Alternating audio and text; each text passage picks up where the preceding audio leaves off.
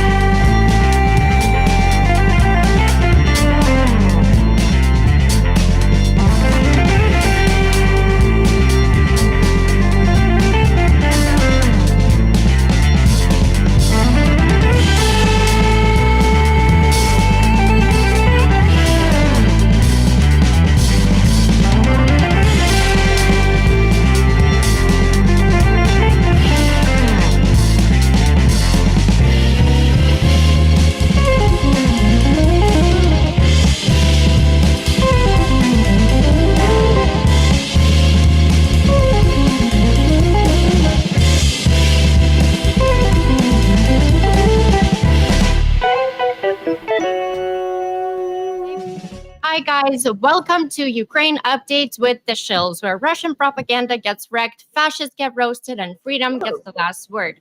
This week, Putler held its annual Victory Day parade, or as we like to call it, the world's most expensive delusion, set to military music. It's the only country where fascists throw a parade to celebrate a victory over fascists, complete with the nuclear tantrums of flyover of Soviet-era plumbing and a cavalry of donkeys disguised as diplomats from the International Dictators Club. Putin wheeled out his last working tank and a guest list so tragic it made Slovakia and Serbia look like VIP. Meanwhile, Zelensky was in Kiev needing actual Western leaders, not holograms, of Stalin's approval ratings. And while the Kremlin staged a sad sequel to 1945, Ukraine dropped a drone strike that rewrote the future. Again. I'm Slavi, your co-host. Let's say hello to the host of the Shills. Hi, Dick. How's it going? Very good indeed. That was excellent. That was that put me in the exact mood I needed to. Lots of things to cover today, so I'll let you get around the table and see who's with us. All right, well, let me introduce to our incredible panel today, a powerhouse of lineup of creators, analysts, and truth tellers. Each one is running a channel that doesn't just cover the news. They challenge propaganda, elevate facts, and fight for Ukraine's victory in their own unique voice. So let me introduce you to Dr. McMillan. How's it going today? How are you? I'm doing great. By way of background, I'm retired U.S. Navy commander, specialties in operational planning and operational logistics. Lived overseas for most of my life, traveling the world, India, Egypt, Japan, Turkey. So I'm pretty well versed in international affairs. And he's bionic. Yes, he is. He's our in-house analyst. Two plastic knees. All right. Well, next up, we have Rudy from Rudy Reacts. How's it going, everybody? Yeah, my channel on YouTube is Rudy's Reaction. And yeah, just make content about Ukraine politics here in the U.S. and always making fun of the Russians pretty often. So there's a lot of things to make fun of. So anyways, yeah, glad to be here. Amazing. Thanks so much. Next up, we have Yana. How's it going? Good, thanks. I'm Yana. I am based in South Africa. I am one of the directors of Project Constantine, and we provide military aid to the ZSU. So yeah, happy to be here. Great to have you here. Next up, we have Claire from Cars for Ukraine. How's it going? I'm good, thanks, Slavi. Thanks for having me here. And I'm here, as you said, I'm from Cars for Ukraine. I'm a retired veterinarian, conservationist, and farmer, I suppose. My farm has been converted to rental apartments, which allows me to have the money to do stuff like this. And yeah, that my entire commitment now seems to be Ukraine. So here I am. Thanks. Well, thanks for being here. And next up, we have Phil Ittner. How's it going? Good, good. Greetings from a cold and rainy Kiev, where we've been hosting folks, but I'm sure we'll talk about that later. I'm a veteran broadcast journalist, about 25, 30 years in the industry, working for a variety of the kind of higher end, the more prominent broadcasters like CBS, CNN, Sky News, for my sins, Fox, Al Jazeera, et cetera, et cetera. Been coming to and covering Ukraine for about 25 years. Was posted to Moscow at the tail end of the Yeltsin era and the beginning of the Putin era. Was on Maidan in 2014 and promised that when the Russians, not if the Russians, came back to seize their colony, that I'd come and then try to keep things in people's minds. So that's what I'm doing. I've left the industry and I now do a show of my own called On the Edge. We put it out every Sunday. It's on its own channel, but also on my channel, Philip Ittner. And that's just one L in Philip and two T's in Ittner. Amazing. Well, now that you heard the full panel, please make sure to subscribe to all their channels, support their work, and amplify the mission, because independent voices like these are how we win the information war. So over to you, Dick. Well said, because it is indeed. There's quite a bit to cover. Why don't we jump right in first with the Car for Ukraine fundraiser, get a couple of updates in on how things are and what's happening, because it's the home stretch now. So here we got a little infographic up, but Claire, it's 202,000 in out of 220,000 goal. It's a little under 18,000. It's the home stretch. It is the home stretch, isn't it, Dick? It's so exciting. When we crossed the 200,000 barrier, it was just amazing. And that was done very suddenly because of Putler's parade, basically. Yeah. Because everybody was streaming that day. And Hashtag donate in anger. just flowing in. And Laser Pig, for instance, got 10,000 in a day. I mean, it's just amazing how that all happened. And that gave people so much reason to really loathe Russia. Yes. Among other things. But yeah, that was very exciting. So we're now hounding you for donations. Get us there, get us to the end. I tell you what our status is. We're going to have Laser Pig will continue collecting donations slowly now. Suchomimus and Rick between them will buy another truck based on that they're going to finish their fundraisers. Suchomimus is doing 3 trucks. Rick's doing 2, so they'll definitely finish theirs. That'll be another truck, another 10,000, say. And then we need one more 10,000 to come from the whole group. So we're looking for every channel to do their bit to try and raise us another bit. So we're hoping out of all this group, if every channel raises 500 to 1,000, then we're there. Yeah. We're done. 20 trucks. What an achievement. Oh, yeah. We can't celebrate yet. We're just hoping that the people watching this show might like to contribute to that. Yes. So, yeah, it's very exciting. And then we all take a break and then we start again. And hopefully as many as possible from this team will go again in summer. We've got a summer campaign looming. And it's just a matter of when you're in, Philip. Good on you, because sure. I saw your little video this week. It was wonderful, your parade video. I saw Rudy. I thought he was going to burn his Republican registration paper, but You know what? I forgot it inside, and by that time, I already had everything going and everything. And I was like, God, I'm just going to do it from here. and instead he burned his Trump hat, which Yeah. took him about half an hour to get the fires. Yeah, out. But it had been collecting dust for a minute, but you know, I had it around. it was a fabulous moment. And but I do have one complaint to make before we get off Car for Ukraine. I mean, last week I was promised that men would take their shirts off. It was only last week, wasn't it? I was promised they would take their shirts off, and I got up early, pre-dawn, to see bare-chested men, and it was a complete fail. They all chickened out. So I am never watching this channel again unless you donate to Cars for Ukraine. Well, we got nipple action though. Who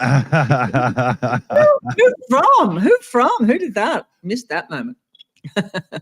Anyway, yeah, Cars for Ukraine. We're going for it. And the other thrilling news that we had was because we've got so many people on board at the moment. It's actually spreading, and we had our first volunteer channel. Somebody actually came forward and said, "Can I join your fundraiser next time?" Cool. Isn't that exciting? So that's less work for me. I mean, if we have enough people do that, then I can go to bed again. There's Rudy burning his registration papers. Yeah. And his Yeah, there we go. receipt from Costco. Yeah, right when I lit it, it went woof. Yeah, that was awesome. Let me just put it back because it's so cool when it catches right here. Yeah.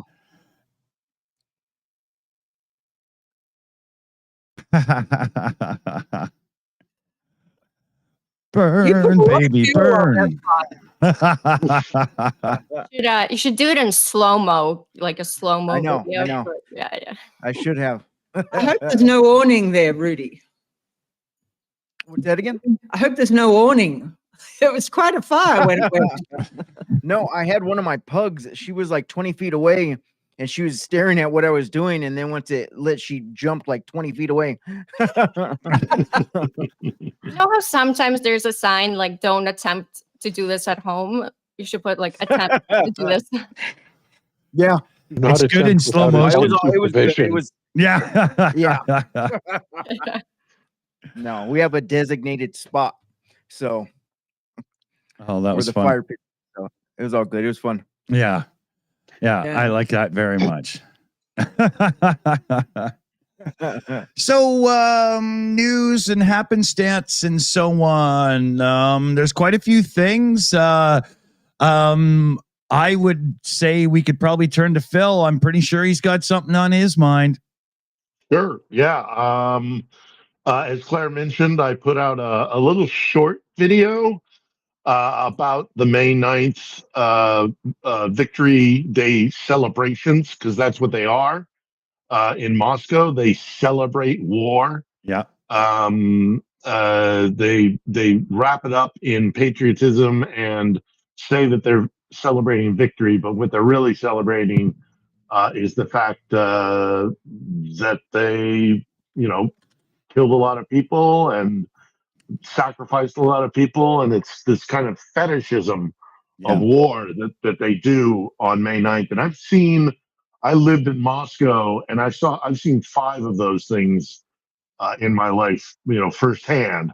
I used to live on the Ring Road in Moscow, and I lived in an area where they would do the staging, so all the tanks would roll up. Oh, wow. And then as they were, went down in the parade, they would go down Tverskaya Street in Moscow down to Red Square. So I got to see them on the staging area. But then a couple of years, I would actually go down there and cover it for news organizations. And it always struck me as a very bizarre holiday. I mean, it's a holiday. And if you hear the direct audio from President Putin as he's on the dais and people are coming up, he's saying to them, "Spraznikum, spraznikum," which in Russian is basically an abbreviation of, happy holidays. Could you imagine somebody doing that on, if you're an American, or if you have if you have a Poppy Day for our Commonwealth watchers, saying, hey, let's celebrate this tragic event in human Right. history. Yeah. And then when I put it out, and thank you, Claire, for attaching, helping me attach it to Cars for Ukraine. But then I went and I did some filming in the studio today, and my associate brought up to me the fact that, and I didn't even know this was true. But there's a name for it in Russian, this mentality, and it's called Победа Besi, which is basically victory demon, if you do a literal translation.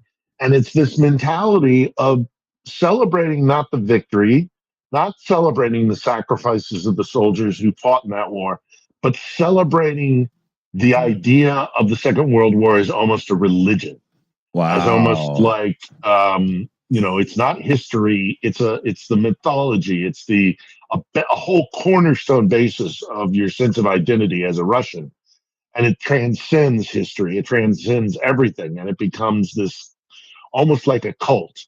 And so at the very, I said, contrast that with what you see here in Ukraine with Volodymyr Zelensky going down to the field of flags that we have here in central Kiev and doing a very thoughtful, considered, mournful in many ways address to the people of Ukraine, to mark the 80th anniversary of the end of conflict, VE Day. It's worth noting the Ukrainians have actually switched to the 8th to mark the day, which is in alignment with Western allied powers. Russia does it on the 9th, and a couple of others. Right. And then the last point I'll make about that event, and there's so much more to talk about, obviously, but I think we have to talk about this VE Day thing. At the end of my little short that I did, where I contrast Ukraine and Russia and how they deal with the legacy of the Second World War, I added to it that it wasn't always like this in Russia, and that the guys who actually fought the war are pretty much all gone. There's only a few, over 100-year-old veterans, and they were very young. But the guys who actually went through the war don't fetishize the war in Russia. They knew what it was like. And there's a movie that was put out by a guy who was a survivor of he was a young man, but he was a survivor of the conflict in Belarus, just north of us here in Ukraine. And he made a movie called Come and See. And if you have not seen this film, I've seen it. I will warn you. Yeah, it's a very difficult movie to watch. It's not a World War II, adrenaline. It's not Saving Private Ryan, which is a fine, wonderful movie. Right. It's not Cross of Iron. It's not all shoot 'em up and combat. It's about what happens to people in war and how devastating war is to the nature of being a human being, how devastating and crushing it is. Right. And so I said, Vladimir Putin and the Russian Nazi, fascists, revel in celebrating war. But the guys who actually fought that war made products that, put out art that, really, it's a tough watch, guys. It's a really good movie. Come and See. Check it out. It came out in 1985. It's all about a guy he's a young man in Belarus, and he finds a weapon, he finds a gun, and he decides to join the partisan forces fighting against the Nazis. And it's just trauma after trauma after trauma. The thing I find most impressive about that movie is it shows not just the trauma of the Russian/Belarusian people who are suffering it. It also shows the trauma that's destroying the minds of the perpetrators. It shows the corruption of war from all sides. Yeah, which last thing I'll say on that topic, though, is it's just in sharp contrast of the pomp and circumstance and the pageantry and the celebration that we saw in Moscow, which I just find so distasteful. So, let's be honest. Come and See. Is it called Come and See? Come and See. On YouTube, Come and See. as a matter of fact. It's on YouTube. You can watch it. I warn you, Claire. It really it's a very difficult movie to watch. Right. It is traumatic, but it's honest. It's brutally honest. It's one of those Um, movies everybody should see once and then never Yeah. wants to see again. Yeah, yeah. So my question is, given that we're seeing this every day on news, and if you're actually watching the Ukraine war, you're seeing endless people dying, dismembered, blowing their heads off, whatever. Does it still shock you? Would it still shock you? And is it still something that you think one should watch in this context? Well, I've been in combat, and I've seen people die in combat, and it's awful. It's violent, and there's no glory to it. There's no there's no romance to it. It's ugly and mean and brutal and all the rest of it. And this is a piece of work. It is a piece of art. It's a film, so it is a construct. But it's done. It's done by guys, and this is another important point to make. The guys who had skin in the game, the guys who actually went through the Second World War, they didn't. The Russians, the Soviets who went through it, they didn't glamorize it. They didn't turn it around. And it's so cynical to see Vladimir Putin calling on the current generation of Russians to follow in the footsteps of your great grandfathers who fought the Great Patriotic War. It's full. It's cynical, using this legacy of this war. And so that's why I point out that movie, because that was made by people who actually knew what it was like. And it's and the commander's right. There's very little combat in it. There's no like bang bang and kind of, it's not that kind of a movie. What it is it shows you that war is this beast that just eats and eats, and it's just never full, and it just consumes. And so, to see them celebrating it and to see them using it as propaganda to send people over to Ukraine to kill Ukrainians, to me it's a very distasteful thing. But it's a boy. I mean, even thinking about it now, it's a tough Russia is movie. a death cult. Russia is It a is. death cult. It's what it Yeah. is. Yeah, I don't think that the Victory Day parade started out that way. I think it was indeed, back in 46 is when the first one was held. It was a celebration of the war is over, we're victorious. You have this huge display of military might. These are the guys who did the work, etc. But then over time, it evolves into fetishizing the military. And it's also a display for the whole world to see Russia as, look at what an enormously great military power we are. We beat the Nazis. You bug us, we'll beat you too. And now it's evolved into, we're going to beat you regardless. And I think the big thing is, if you look at, Europe says never again, and Russia says we can do it again. Yeah. And that tells you everything. It is yeah. Well, I think Putin in his speech said that Russia's never been beaten in war. And That is hilarious. Yeah. so that's what they hear and they Some believe. Finns that might disagree with that. Of course. No, And even I think some Afghans would have something to say about that. Hey, Right? well, Yeah. that was a police act, not a war. Well, so's Ukraine, which is interesting. How Well, sad is that? if you look at the history of warfare in Russian warfare, actually, you have to go back quite some time to a place where they fought on their own and had a victory. They only ever win wars when they're in part of a coalition or an alliance. Yeah. So they're this mythology that they tell themselves, and part of this, I mean, this goes deep. This goes really deep into their psychology and their sense of self and their sense of identity. And it's pervasive, and it's these lies that they tell. Now, look, pretty much every country tells themselves a little bit of a mythology about the Second World War. It just is what it is, and especially as it gets further and farther away in history. But Russia's on a whole other level, and yes, they lost a lot of people, partly because of their own incompetency and the way they fight war. But let's not forget that they rode into Berlin on Studebakers. So there's all that. They hate it when you mention that, by the way. But Slava, you're right. It's a death cult, and it's glorification of war. And I took a class in university back when I was a young man. Yes, that actually did happen at one point. I was young, and I part of our reading list was the fascist doctrine by Benito Mussolini. I mean, he's the one that wrote up what fascism is.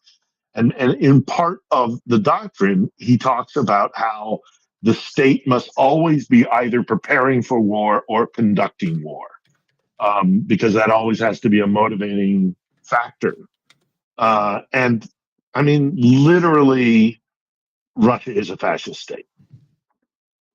So they're one goose step away from the OGs right now. It's crazy because Russians, they feel like they're truly destined to be fascists, and everybody who's against them is a fascist. Yeah, it's a weird complexity that they accuse everybody else of what they are. But isn't that part of that denial culture that we're the good guys, therefore we've got to go and kill somebody else, and that some governments play, that Trump plays so well, that everybody else is the bad guy and we're the good guys and we're going to save the day, but we're actually the fascists in the room. But it's a weird sort of and the victimization mentality. Yeah, They are literally the exact. They do everything that they accuse everybody else of doing. Yeah, it's one way to be like Trump. come out of it clean in some way. Yeah, it's really hideous. I find that whole accusing everybody else of whatever you're planning on doing, you accuse them first, and then when you do it, you say, "You see, they did it." Yeah, yeah. Elizabeth, people believe it. Half the world seems to believe it. Look at all, Elizabeth in the chat says projection. Yeah, absolutely. Oh yeah, and it's not like an LED projector. We've got the old school bulb that really heats it up. Really. And those of us who've actually been to a war and seen what war does want no part of it. I mean, like if I have covered over 12 wars and conflicts, and if it wasn't for the fact that this is Ukraine, and I made promises on Maidan that if I don't keep fulfilled, I'll be cursed by the witches of Ukraine, who I love dearly. Baba but all Yaga. Ukrainian women are witches. Anyhow, I promised on Maidan, so I have to be here. But if I never see another war, Amen. Yeah. I'm done. Stick a fork in me. I've seen enough of the true tragedy of what war looks like. And, it's always old men sending young men to, this romanticized idea of what war is. And there's nothing to romanticize about war. It's a terrible, destructive, just malign thing that we do to one another. And, when this war is done, I'm going home, and I'm going to sit and dip my toes in Lake Huron and drive up and down the Pacific Coast Highway. And if I never see another war, that'll be great. Yeah. So, people who glorify war don't know what they're talking about. Did anybody see, I think it's Anna from Kharkiv, is it? The little red-haired, feisty, really chatty girl who commentates on the war. She did a wonderful short, well, there was a short that I saw, but she obviously did a wonderful recording of why, how Ukraine's so destroyed and so traumatized, and they're hating it so much and it's so vile, but they don't wish it on anybody else, and why they're going to fight to the bitter end, because this has to be the end of it for them, because they've been doing this for generations. And it was such a moving, wonderful short that she did, because she can talk like nobody else can talk with such passion. And There's it's Anna from Kharkiv, and then there's Anastasia Pereskova, yeah, who I think is the one with very the young dyed one. The one hair. that's about 21 years old. Yeah, I think that's her. Sounds like me, like it's Anastasia. I interviewed her. She's on the Yeah. channel. Yeah, she's Yeah. great. She's amazing, but she did an amazing reckoning of, this is so awful for us that we're not going to let it happen to anyone else, and we're going to fight to the very bitter end. And I think that's what that needs to be said over and over and over, because I don't know that the world is hearing that. Yeah. I think everybody thinks that Ukraine's in it to win territory or something. It's actually not. It's about improving the life of the generations to come, because they've been doing this for so long. I haven't come across people who think Ukraine is in it to win territory. What I see more is I think people a correct who say expression we would be can't. regain territory. Oh, Yes. okay. But it's like what I see more is people saying we can't stand up because it's Russia. What do you expect? It's Russia, and it's kind of this thing where I mean, I was talking to with Dick about this before the show. With India and Pakistan going at it with each other, we now know that the world has never been scared of nuclear fallout. They were just scared of Russia losing. Yeah. Because no one's intervening, trying to stop that. But we can't send Ukraine weapons because of Russian retaliation, and it will be a nuclear war. We can't do that. We can't send air defense. We can't condemn Russia at the UN. And there's this thing in people's minds that Russia is the super amazing, the super powerful, scary place. But so everyone's like hyping up Russia. Yeah. And I'm like, deal with the bully the way we have to deal with a bully. Don't be like, Yeah. oh no, crap, guys, we can't get. Oh, we're so scared. Yeah. Because there's a good clearly we argument know for that. we now can see that nuclear war is not a fear. Yeah, well, I've been covering this region for 25 years.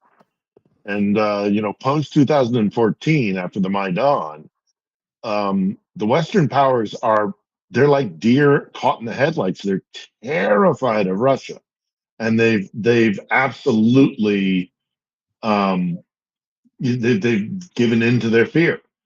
So, yeah. And the other narrative that I do hear is that, the whole idea of the West is willing to use Ukraine as a proxy to the last Ukrainian, which really ticks me off, that narrative, because it removes agency from Ukrainians. Ukrainians aren't a colony. One thing about 2014 and Maidan was that Ukraine is no longer a colony, and the sense of colonization, in a lot of ways, was broken on Maidan in 2014. And they're not, and this is something I think Brussels and Washington need to learn just as much as Moscow, arguably. I mean, Moscow definitely has to learn it, and it has to be done through force of arms. But Brussels and Washington and London should also take note. You do not dictate to Ukraine. This is a sovereign nation. These people have agency. They know exactly why they're fighting. Nobody likes this war. Everybody wants this war to end, but they're not going to. This war isn't going to end with a capitulation or a surrender, for good reason, because they know what it is to live under Moscow's thumb. So that ticks me off. The other thing about this all these metrics about the war in Ukraine is that this argument that Ukraine, aside from, yes, you're right, the whole idea of like Russia is this inevitable like hand of God force, that's BS. That's all propaganda. But also the idea that Ukrainians don't have agency and that they're just a pawn to be used in an imperial power between East and West. I agree, Phil, but I think wrong. there's something else that needs to be considered, and I think it's a form of Neville Chamberlain appeasement mentality, which is, okay, we just want to quiet Russia down. They have legitimate claims, so they can have Crimea, they can have the Donbass. Just let them quiet down, give them what they want, and they won't cause any more trouble. But history has shown repeatedly that kind of mentality results in the other guy always wanting more. Yep. You have to slap him in the face at some point and say, hey, no, you've got enough.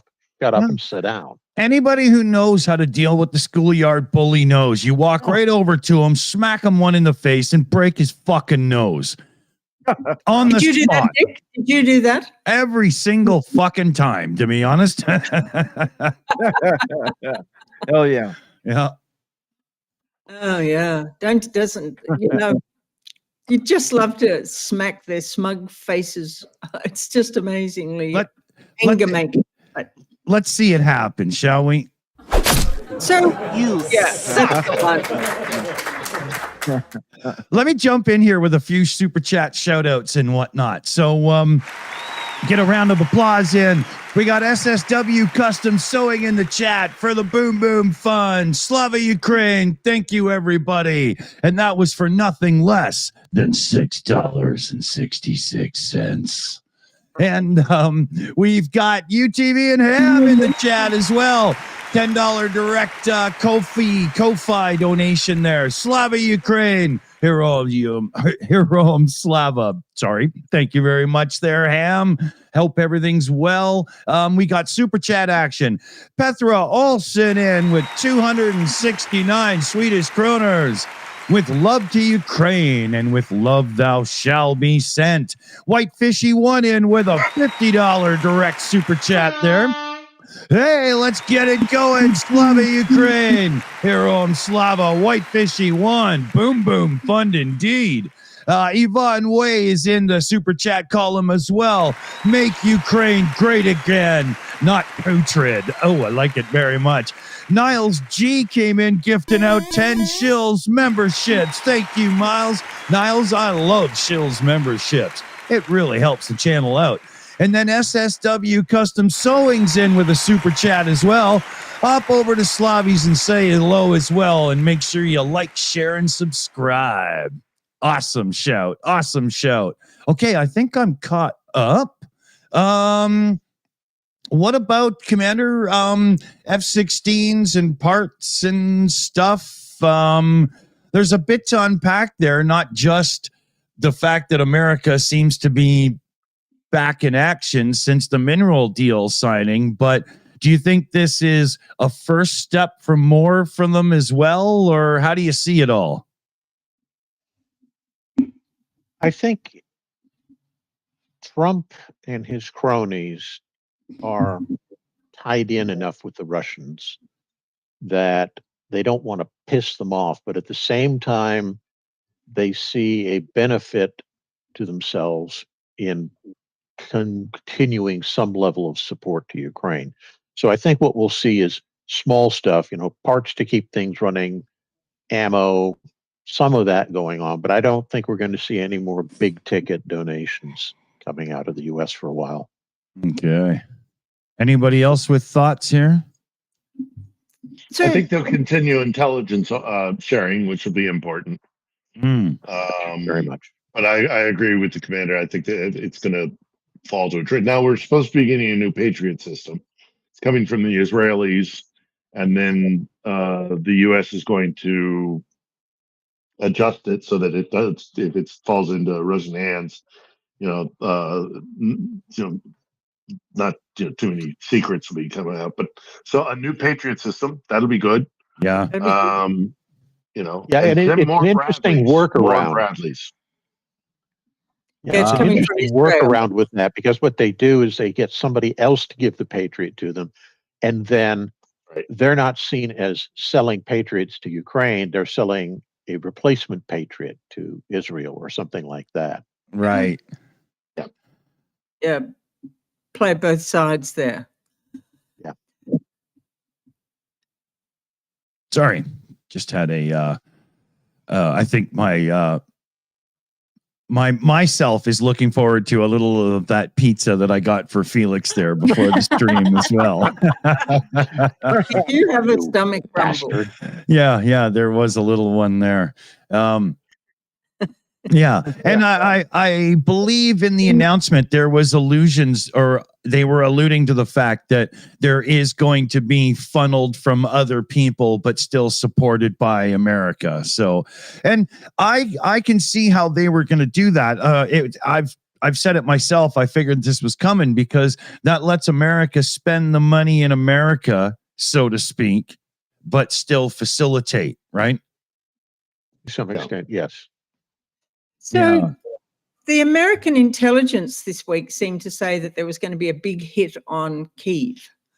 But all these world leaders are in Kyiv at the moment. How does that play out when Ukraine didn't last get time, parade with all the last leaders? time America warned, it was the Oreshnik scare. Yeah. So Yeah, it's going to be something big, but Yeah. they won't Probably. do that with all the world.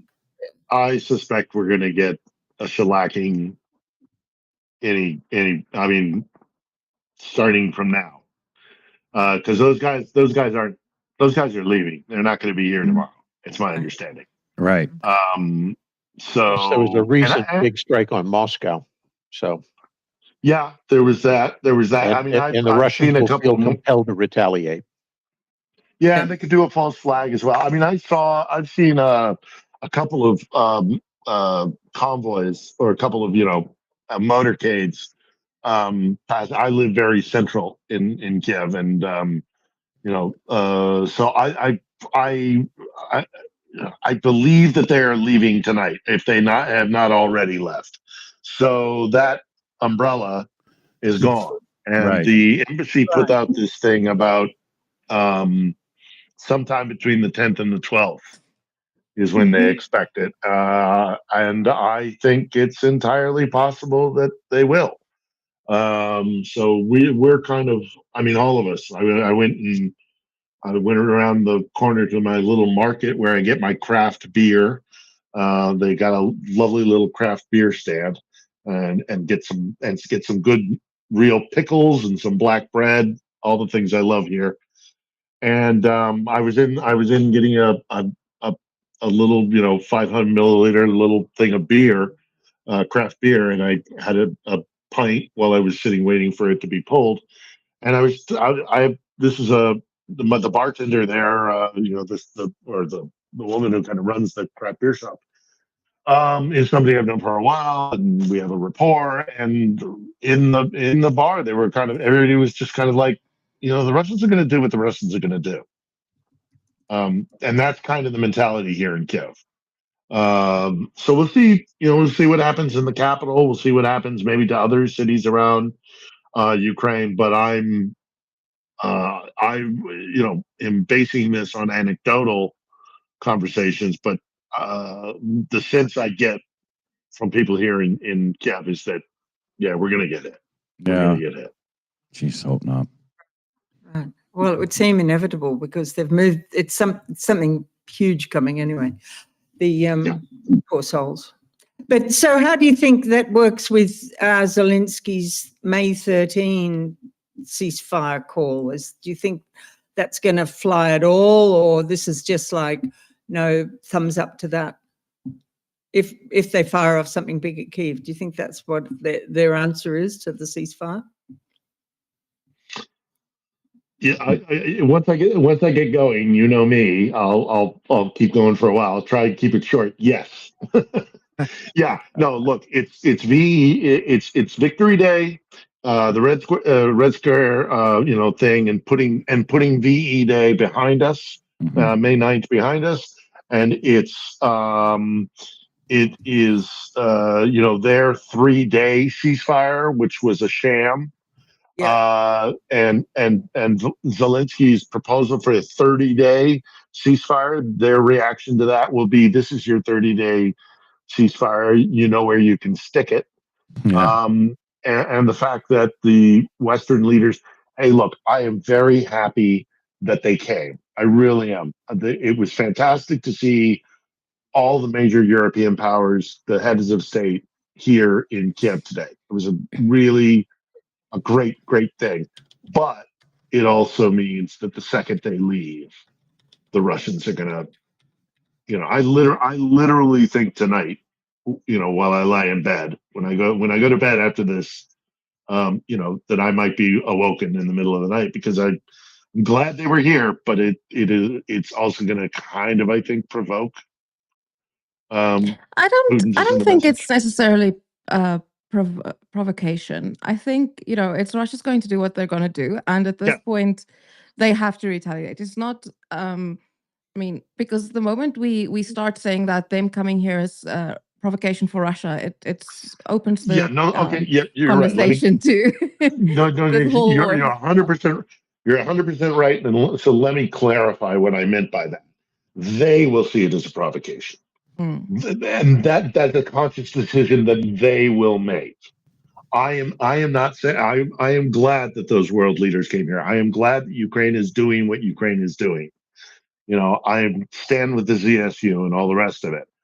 The only when I say provocation, it's Moscow deciding to let it be a provocation. So the onus is on them. The responsibility is on them. Right. So, no, Yeah, it was not a actually- genuine provocation. We actually have a quick video of the leaders being in Kiev. Yeah. Where are we here? Right here. I can show you guys. I think we even have some audio.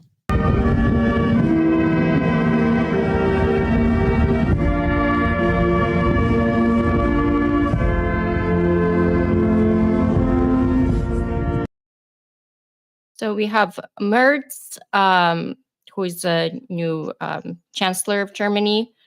And then we have Macron. Then we have the UK guy, I forget his name. Starmer. And then Tusk of Poland. Oh, Tusk. It's interesting how Macron's hanging so close to Zelensky all the time. Every photo, he's the one beside him. And just I noticed in that They clip, have he's the best bromance. putting They his have, arm like, the around best- him.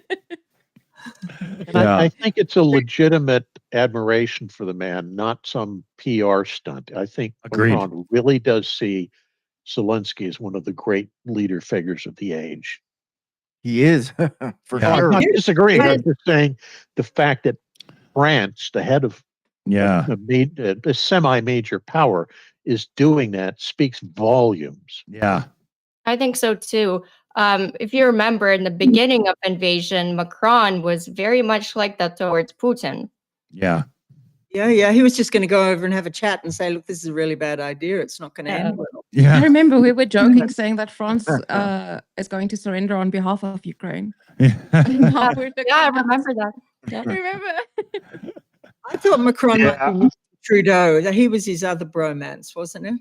The two Yeah. young leaders together. But he is hanging very close to him in a lot of scenarios. There's always photo and Macron's right there beside him leading the thing. He set up that chat, I believe, in the Vatican with Trump, because he was there putting them together. That certainly appeared to be the case. Mhm. So he's really very actively there. And I don't know whether that's coming across politically in France. You don't see, I do a post in French on X and Blue Sky every day, and German, and just to see who I can find that wants to search for that. And to do that, I look up all the trending topics in France or Germany on X, and because they publicize that. And there's not much political stuff. There's not much about Ukraine that's ever trending. So it's not like it's a big topic of their conversation. It's often football or the Pope or some other world event, a little bit on Pakistan and India this week. But the No, French have so many not strikes to keep up with. You can't really expect them to keep up with the war as well. They're just focused on planning the next strike. Yeah, they're always revolting. Yeah. Revolution. Yeah. They'll get those high vis vests out and get angry over, the It was very. Gotta have some snails. yeah. Yeah, that's going on. It was particularly poignant going to the flags, I thought. Not least of which because, of course, for us here in the expat community in Ukraine, we lost someone this week, Chris Garrett, who went by the war name Swampy, who was a British EOD expert, and our paths crossed occasionally. I can't say that we were friends or really knew one another, but it's always a blow when one of us pays the ultimate sacrifice. So to see them paying their respects at the flags was, particularly that wound is fresh, so that was particularly poignant. Yeah. A quick one here, but a good one. YOLO Swaggins in the chat. Slava Ukraine with a $50 direct-in donation. Woohoo! Thank you, YOLO Swaggins. Double horns for you, baby. Very cool indeed. I have to actually check something. So, talk amongst yourselves. I'll be right Claire. back. Claire, I met someone who has donated, is a South African, and he donated a car to Ukraine through Cars for Ukraine. He drove from Cape Town all the way to Ukraine to bring I the car heard himself. about that guy. Yeah. I heard it was such an immense trip. I mean, absolutely crazy, but what a journey and what an experience for him, because just driving across Europe for me was an immense trip. But I did the trip from Johannesburg to London in the 70s in a overland old war vehicle.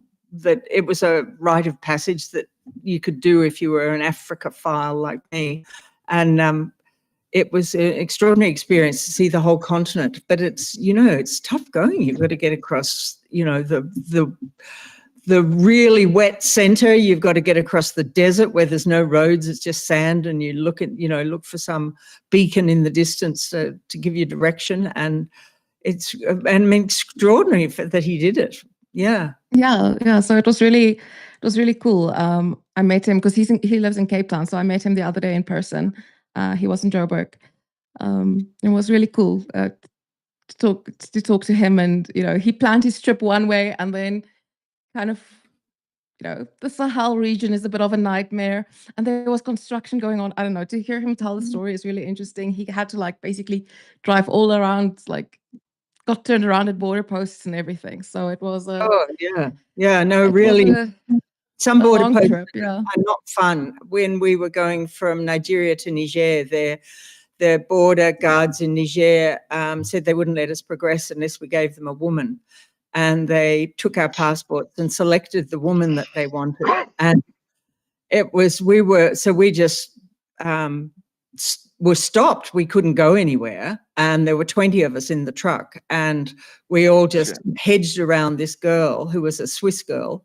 We were all in our 20s. It was a ludicrous situation. And, they were all gunned up, and we just sat there. And after 3 days, they said, well, what about a pair of jeans then? So we gave them a pair of jeans instead of a woman. And then we went on our way. I mean, it was so bizarre. But African can be a bit wild up there. Yeah. Yeah. No, but it was really, it was nice to see him. And he was telling us, he went with an organization. I'm like, which organization? He's like, Coffee. I'm like, oh, I know them. He's like, you do? I'm like, yeah. So, fantastic. My son works for Africa Geographic as a manager. So I know a lot about what's going on in South Africa because their office is based in South Africa. But that guy that drove all that distance was incredible. Yeah. Yeah. So so everybody thinks that the May 13th is not going to happen. So then Merz is going to roll out some activity, or his promised armaments, the fabulous bulls. Is that how we see this going, you guys? At this point, honestly, I think we'll get Taurus. I mean, it's about time. I just found it funny when I saw Ukrainian Twitter's reaction when America lost the second airplane in the Red Sea. Oh, just Slavi, did you hear they lost another one? No, they've lost two.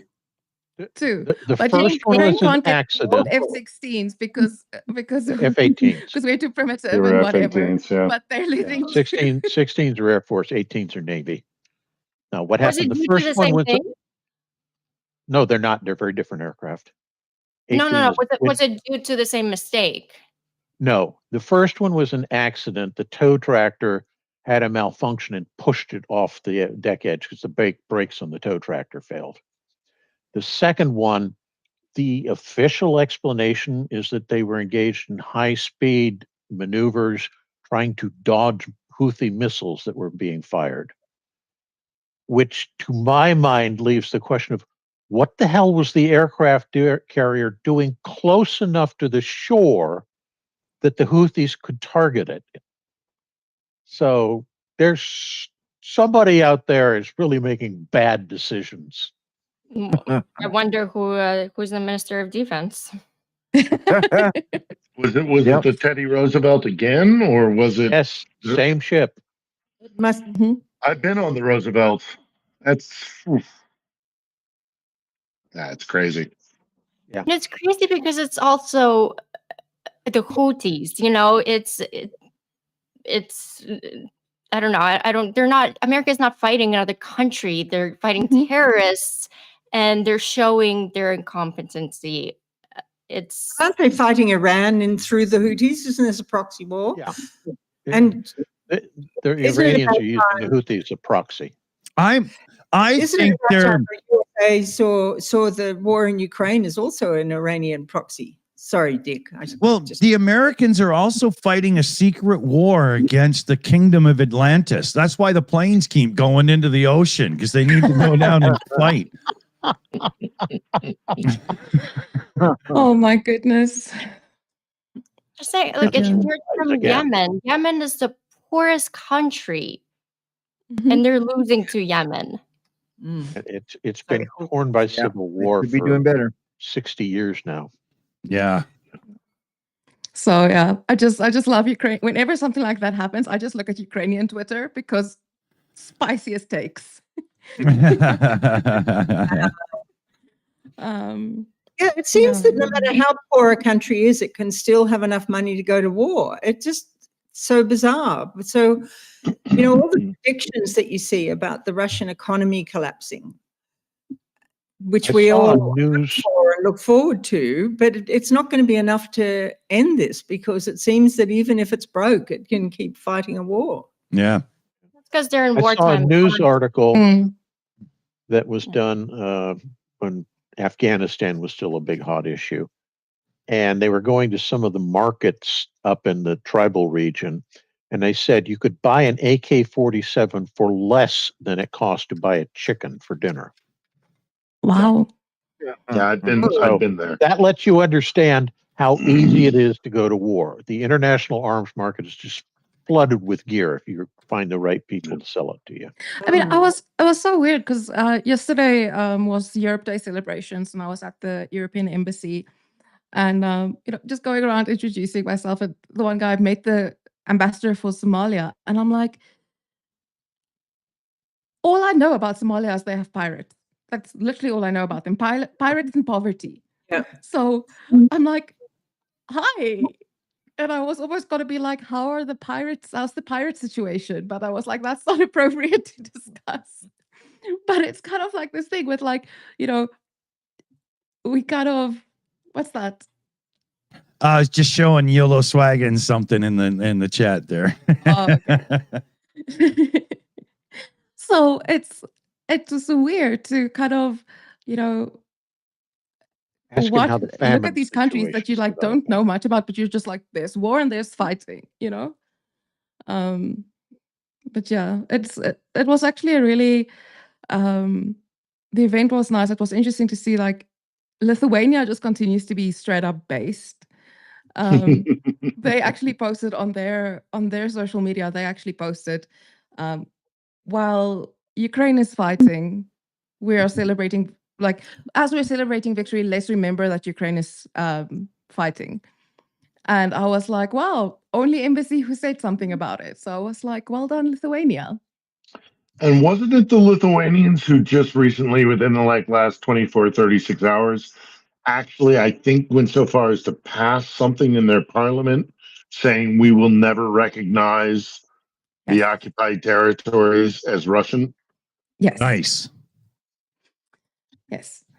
I like Mm. that. Gotta love those bolts. Yeah, man, that's I love those backbone, things. right? You know? Yeah. The bolts and the poles really know what's going on because Yeah. they're right there and they know that if something happens, they're next. Well, and they have the history. So what Yeah. happened in Romania? How did they manage to slip through our fingers so quickly? They had their election, it was said to be corrupt. They had another election, it was even worse outcome. And now they're all protesting, but they don't seem to know what end is up unless they're going full Russophile. Do you think this is because they think that if they don't appease Russia, Russia will attack them?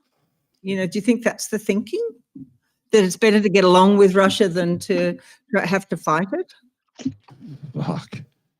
I think a major part is that the Russians have been spending enormous amounts of money to influence the elections. Mhm.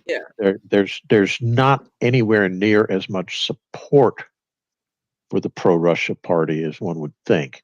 It's that the Russian, the FSB are able to funnel enough money into candidates to make them appeal to Mhm. non-aware voters. Yeah. I'm going to say Yeah, Romania is very, very they've infiltrated a important lot of to- countries. Very much so. Yeah. Oh, Romania is very, very important to Ukraine because weapons go through Romania. Yeah. So, and this new candidate, pro-Russian prostitute candidate, he said no more weapons. I mean, there's so much he can do if he wins. No more weapons for Ukraine. He also wants Ukraine to pay back for Patriot system that Romania gave. Yeah, Mhm. total Russian prostitute. Yeah. Mhm. Yeah. It's a Very good place. depressing. Yeah. Big shout out here. Stephen Wall steps up the game just a little higher with a big shout out for $66. Okay, we'll do it this way. $66.66. Into the would please somebody snipe Pootler out of existence fund. It goes. Thank you, Stephen Walsh. Big one. Round of applause for you. Let me double check around the horn here as well. We got Niles G came in gifting out more memberships. There's 10 more Shills members. Remember also, if you are the last one to be gifted a Shills membership, you get today's bar tab. So send in your name and address and I'll get that sent right out to you. Let me double check over here. I think we're good. I think we're caught up. Slavy, are you in the Discord server? We've got some questions lined up. I can be. All right. Yes, because we'll get to some viewer questions coming up in a second here. We've got some good ones. Does everybody have a pair of underwear ready to show the viewers? It's just one of those days. I'm just kidding. I'm just kidding. What did I just remembered. I think it was my first or second time on the show. Commander put his underwear on his head. Yeah. That's where I got the idea for the tag. Yes. And how low was the camera? Oh no, I was folding laundry. I Yeah. was folding laundry, and people said, "What are you doing?" I said, "I'm folding laundry." And I put the It was really funny. All right. Well, the first stupid, question. impetuous action. Yeah. First question is from Tone Ottesen. Sorry if I'm saying that wrong. Can Phil give a shout out to Terrell Starr and tell peeps here about him? Sure, I'm a big fan of Terrell's. He's been on my channel twice. I've been on his. He's a very experienced African American journalist who's been coming to Ukraine for years and years and years, and also to Georgia. And I only point out African American because he does base a lot of his reporting on looking at places that have been colonized by Moscow, and where Moscow has used its racialization of its population, um, uh, you know, uh, in contrast as to how we in America deal with race. And he's got some great insights. He talks to Ukrainian citizens of color, and he talks to guys that are over here that were students originally or whatever, came over for whatever reason and stayed. And yeah, I'm a huge fan. Terrell's a great guy. Very, very smart, very knowledgeable, and it's go check out he has a Substack called Black Diplomats, and I think he also puts it out on his YouTube channel. And about well, no, it was last week's episode, actually last Sunday's episode, where we did a collaboration, and we talked about a whole range of different things. And yeah, I got all the time in the world for Terrell. So shout out completed. I gotta say that episode was absolutely amazing. And I also have a funny story. When I was watching that episode live, it was Cinco de Mayo, and my neighbors got a mariachi band, and it was really loud. So I was watching that episode live with a live mariachi band in my head. So Yeah, I thought it was really wonderful interesting episode. too. Great point of view. Great to hear somebody speaking about that kind of angle on everything. Right. I Because was Moscow does do this. I mean, Russians, ethnic European Russians, will treat like indigenous peoples out in the far, like Kamchatka, or out in Siberia, like trash, like absolute trash. If you're from the Central Asian nations, if you're from the former Soviet republics in the Caucasus, they're deeply, deeply racist in Moscow. And I mean, I tell the story in that episode that aired last week of when I used to live in Moscow. They would routinely go into a market run by Tajiks and just bust up everything, almost like clockwork. And it was just about um, remember your place, sort of thing. So yeah, he's got a great perspective. I recommend all of his stuff. While we're on Phil, guys, can you please, who's watching, please subscribe to Phil's channel, like and share his absolutely wonderful episodes, because they're truly great to watch. So Oh, you can make please me blush. subscribe. And they only come out once a week, which is kind of like a breath of fresh air because the rest of you guys are hammering us. Did you? There are so many YouTubes to watch. You get kind of overwhelmed, so you have to kind of pick and choose sometimes if you're following multiple channels like I do. It's intense, and so Philip's only comes out once a week, so it's easy to target it. Well, we do about an hour long, and the intent, it's. I said I was blushing. Now I'm going to give myself a compliment and pat myself firmly on the back. Is the idea is quality over quantity. Is that we do 1 hour once a week, sit down with somebody, really go into a topic as deeply as we can. Tomorrow's episode, which I have to go and do a second round of editing on shortly here, so I'm going to have to hop off. But it's with a guy who is an SBU officer, or formerly an SBU officer, which is the Ukrainian intelligence and security agency. I give a wink and a nod because nobody ever really leaves an intelligence agency. It's not. Once you're a spy, you're always a spy. So once you're in one of these espionage groups, you're kind of. But he's now a military analyst, so we talk about how things are going, big picture, on the front line, physically on the ground, and then we talk about kind of espionage, sabotage, information warfare. Cool. And again we go for about an hour, and we put it out every Sunday. 8 p.m. local time here in Kiev, which I think is 6 p.m. London, and guess that'd be 1 p.m. Eastern. But yeah, I guess- we like to spend a lot of time with things. I guess if you want to wake up in the morning, you got to watch what questions you ask. With an SBU officer. Yeah. I don't know how much James Bond it is anymore, and how much of it is Yeah. working with AI and SIGINT. So while we're talking about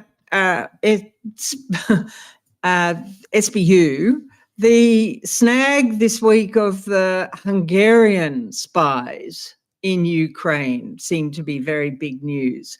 And what does that mean with that? Their story was that they were trying to learn from local people how Ukraine would react to Hungarian forces coming into Ukraine from the West. I mean, how they were going to do that, I can't figure. But that seemed to be the story they were telling. Does anybody else have any idea about what was really going on there and what it means to everything? I think Orban legit thinks that he has claims to Zakarpattia region. Mhm.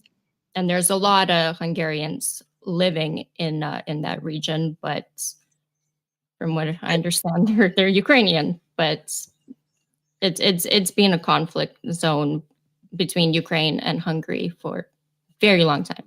Yeah. Mm-hmm. Yeah, I gather so. I gather that's one of the, the Orban claims the treatment of the Hungarians is not great or something, but I think it's more like they want to bring that community, they want to own that Orban's- area or something, isn't it? Orban saying that the treatment of the Hungarians isn't great is kind of Yeah. giving Putin 2014 vibes, you know? Yeah. So we don't know how It's- Orban's treating the Hungarians either. Yeah. We do. Well, actually, because Orban has a hold of the Hungarian media. There's absolutely no pushback, kind of like in Russia. So all the influencers, all the media is under Orban's rule. There's absolutely all the marketing agencies, absolutely everything. So but from what I understand, and Hungarians that I've talked to, they're pretty liberal people, and I think eventually they're gonna have to fight for their liberties as well. Mhm. Yeah. Orban, I wonder what it will mean in the They'll need European. to have their Maidan moment. Mm. Yeah, they will. Yeah. Like Georgia and things. But I wonder if it'll have any play out in the European Union to take any influence away from Orban to block things, given that this has now happened. it should. Yeah. A couple of shout outs to do here, everybody. So if we go over to Rudy's Car for Ukraine page, we can see we've got a couple from today on the donor wall. Yay.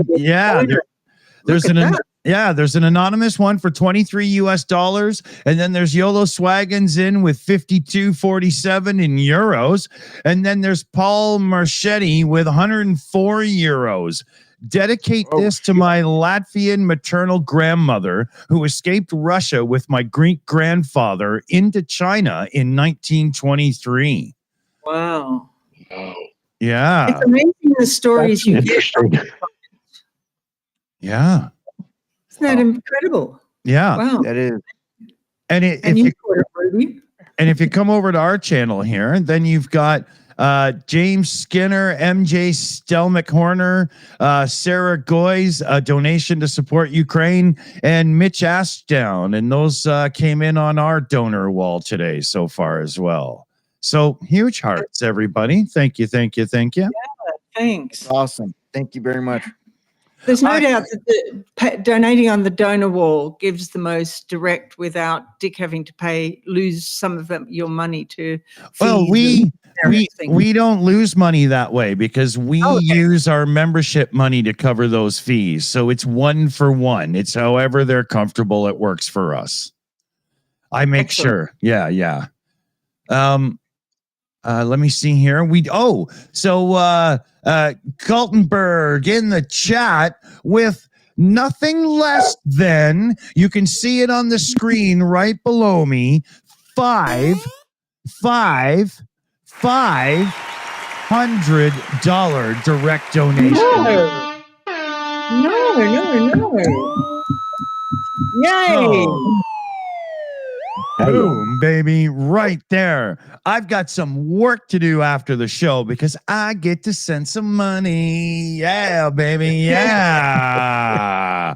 Kaltenberg, extra huge shout out here. Another round of applause. That's fantastic. Thank you. Oh, yeah.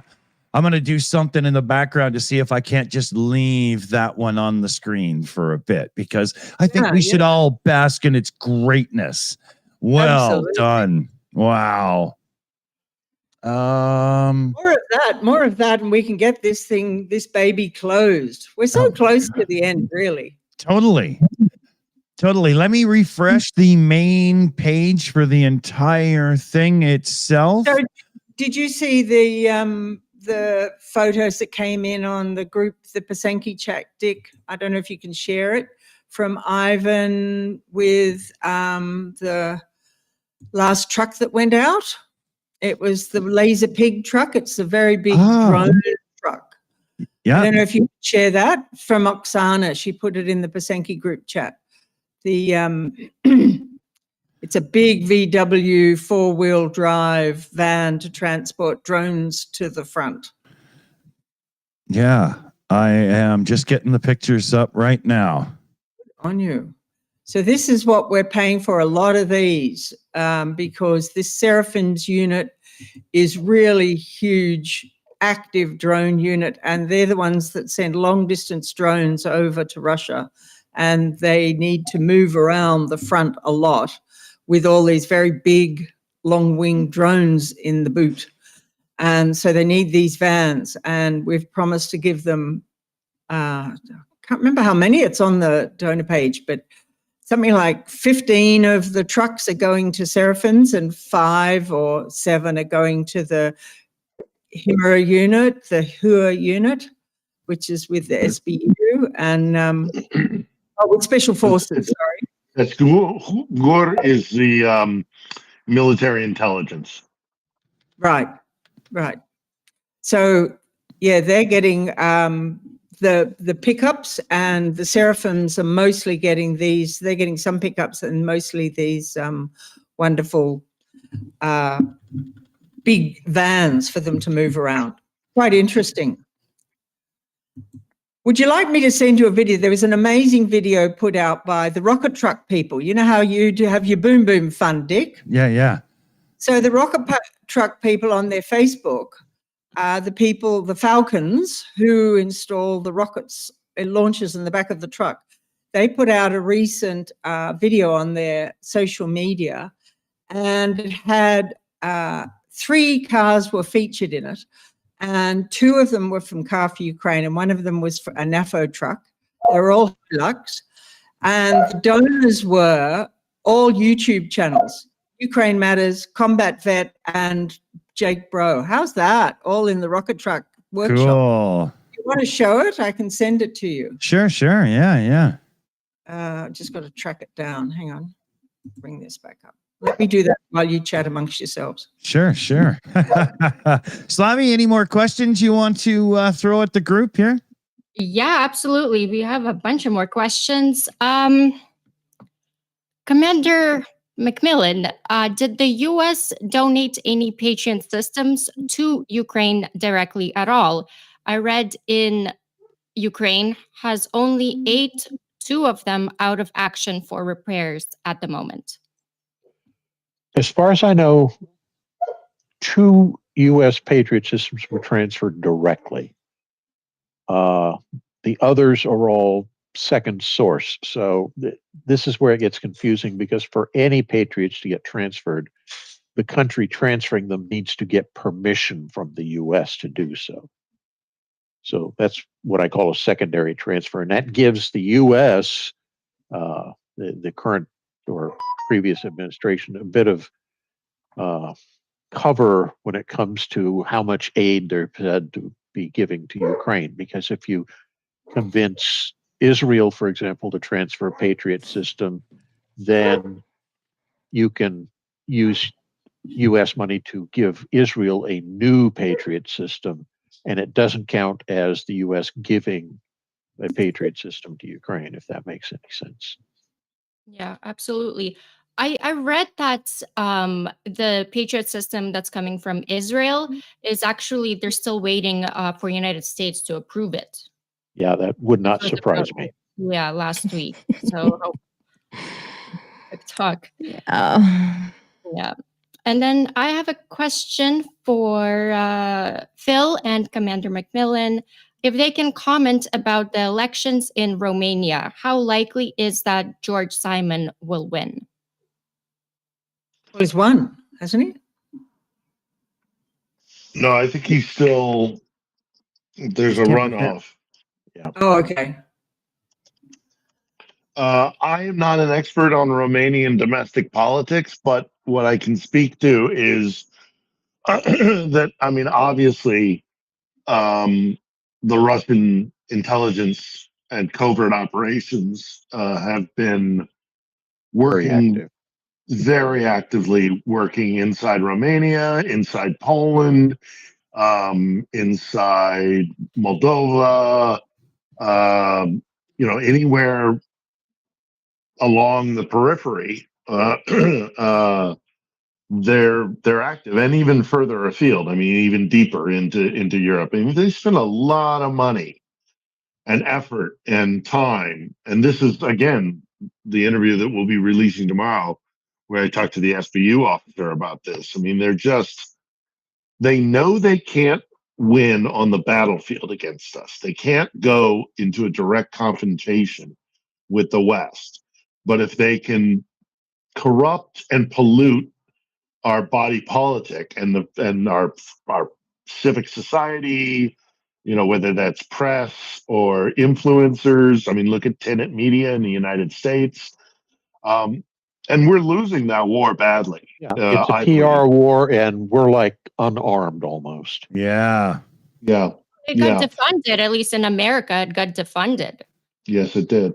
Yes, it did. And we're losing that war so badly that, I mean, bringing it back to Romania, I mean, this is why they canceled the the first election, is because, it's information warfare. It is propaganda. It is PR, but it is also nefarious, and it is malign, and there's a body count. There are actually people who die Yeah, man. because of the manipulation of our country's, electorate in our democracies, and they know exactly how to do it. They're deeply cynical about it. So while I'm not really deeply versed in, as I say, domestic Romanian politics, I can say with absolute assurance that the Kremlin is playing a tune, and clearly some folks are dancing to it. Absolutely. It's really. Yeah. They're so far ahead with this. We're just hopeless. I don't have a lot of tie-in. Sorry. I was going to say, I don't have a lot of tie-in with the situation in Romania either. I have a friend who's an archaeology doctorate candidate who goes every year to Romania for a couple of months to work on a dig there.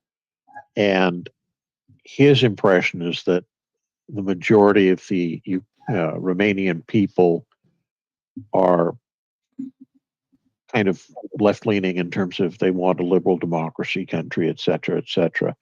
But so much effort is being pumped into murky attempts to discolor the political waters in Romania, that a lot of people are being fooled to thinking the far-right candidates, who are the Russian candidates, are the better ones. And that's what's, I think, giving them that impetus. Yeah, it's all coming out of Russia. It's very little of it is actually organic domestic Romanian politics. Sorry, Commander, but a wolf just walked past. Yeah, I know. Happens in his world. Funny that. And that's his voice. I don't know if you heard it. It's this big dog. I mean, he's 155 pounds, and his bark is like this little squeak. Yeah. Hilarious. You're a husky or a Malamute?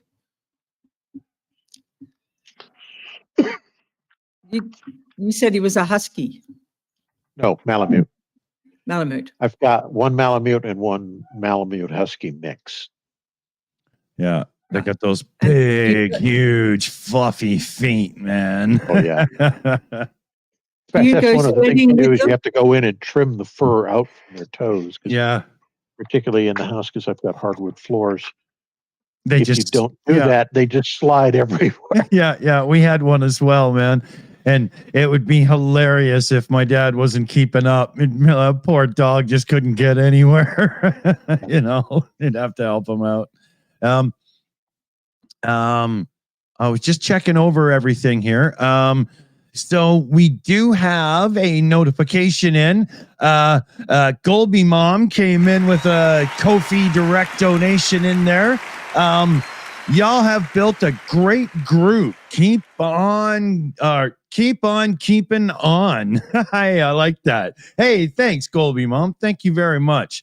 We always try to, fill it with friends, but some information and opinions and a little bit of bullshit too, just sometimes. Thanks for the support, because we will get that in the pile as soon as the show is done. We'll go over to Slavi. I bet we've got a few more questions. Yeah, absolutely. Question for Commander and Rudy. Do U.S. citizens already notice the effects of tariffs or boycotts of U.S. products from the rest of the world? Thank you. This is from It Wasn't Me. Yeah. My perspective, and I need to put this in perspective, is that I live on the U.S. West Coast. I'm near two major ports, Tacoma and Seattle. So we're not seeing a whole lot of impact yet. We're seeing, some scarcity of some items on the shelves. We're seeing prices on certain items going up from, what they used to be. But by and large, there hasn't been a lot of impact. I would expect, however, that in the interior states where they aren't, right near major import ports, I think they're going to be feeling it a lot more powerfully than the rest of us and sooner than the rest of us. I'm going to say in Los Angeles and Long Beach, there's a huge port. It's been empty for the last 2 weeks. Absolutely empty. Yeah. Well, So- what's happening is all the stores that were already in country are being drawn down. Yeah. Those haven't been exhausted yet, but once that hits, then everybody's going to see the impact dramatically. Yeah, there was some front loading and stuff. So even though the ports aren't doing a lot of business yet, there's still stock to be dolled out in some areas, in some markets and stuff.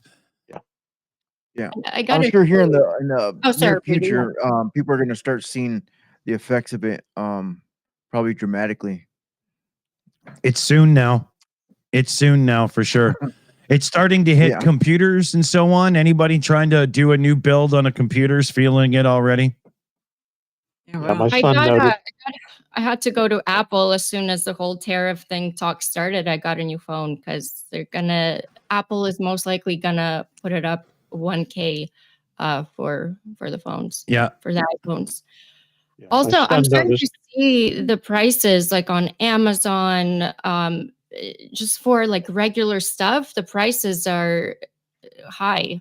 Yep. Starting to happen up here in Canada too, because it used to be that some of the things I would order, like even just take dishwashing detergent, it would actually get shipped across the border and up to me because I'm so close to the border. It was the closest warehouse. But if I do that now, the price is just skyrocketed. Yeah, wow. My son's looking to buy a new stove, And so he's been going around looking for them, and he said, yeah, he's noticed that the prices are every week going up significantly. Yeah. Yeah, well, I guess if you put it up in one go, everybody gets a shock and avoids your shop. But so they're putting them up gradually. Yeah. All from one man's stupidity. And you'll also notice, I don't want to drag on this too much, but you'll also notice that companion products and competing models will be raising their price, whether tariffed or not, because that's the new norm. This happened before with Trump tariffs on the South Korean washing machines. Dryers went up to equal the price. Everybody else put theirs up, and this is where we are now, right? Yep. Yeah. I know also like small business owners, the ones that outsource where they get their products made, are struggling hard because they need to come up somewhere, find somewhere in the United States, a warehouse or where things get made, and it's just not there. Mhm. And they're going down. Yeah. Yeah, these tariffs were not thought out very, very well. Not thought out at all, I don't think. It was just like, they weren't. I mean, they base their decisions on what the king wants and his emotion of the moment rather than anything more. I don't remember, but Regular the economist that apparently Trump has become infatuated with, and he, in his book, said something about, the way to make your country more profitable and get everybody back to work is to put tariffs in place so that they can't buy foreign goods and only have to take stuff produced in your country. And so that's the genesis of the idiotic idea that he's using. A 17-year-old who's about to drop out of school, sitting in the back of science class, huffing glue to get through, could come up with Probably better has ideas. more grasp of economics than that idiot. Yeah, if he isn't an agent of a foreign power, he sure acts like it. Yeah, that's for sure. Yeah. So the current thing is that he's going to change the US dollar to cryptocurrency. Do you think this is going to happen because he owns so much crypto? He's got his own crypto system going. It makes sense. I can't see the old guard that have so many claws in the game letting that happen. But it's the cult of Trump, right? So that's one of the reasons they're doing these tariff things. They're trying to collapse the dollar. Well, they so are. that when it gets bad enough, people will look at, crypto as a valid option. Wow. It's not right now because the dollar, even with all the tariffs and everything, is still relatively strong.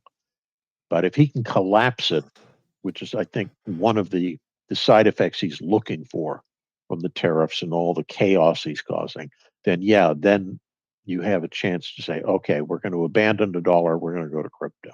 Yeah. He has a meme coin that they set up. And that way, a lot of political, I guess, people from outside the country can pay him without any trace. Yeah, exactly. Yeah. It's such a grift. It's not funny.